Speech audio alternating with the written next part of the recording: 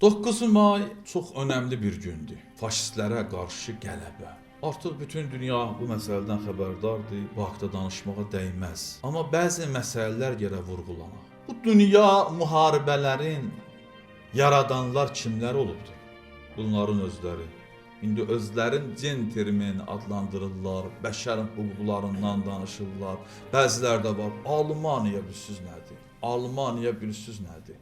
Avropa bilirsiniz nədir? Özləri belə etiraf edirlər və etiraf etməsələr də bunu tarix yazır və bizlər də bilirik ki, bəşərin başına, belə deyər, hansı faciələr gəlirsə, ən böyükləri bunlar tərəfindən yaranıbdır. Birinci Dünya müharibəsi, İkinci Dünya müharibəsi və hətta Şərq aləmində, müsəlman ölkələrdə baş verən müharibələrdə, fitnələrdə bunların birbaşa rolu var. Bax indi Pakistanla Hindistan arasında İsrailin PUA-ları, pilotları vurulur. Yəni gözünüzün önündə baş verir bu hadisələr və bütün dünya bunu bilir ki, siz sözdə millətləri, dünyanı aldada bilməzsiniz. Elə bu milyonların belə deyək, həlak olmasına səbəb olan müharibələri yaradanlar sizlərsiniz.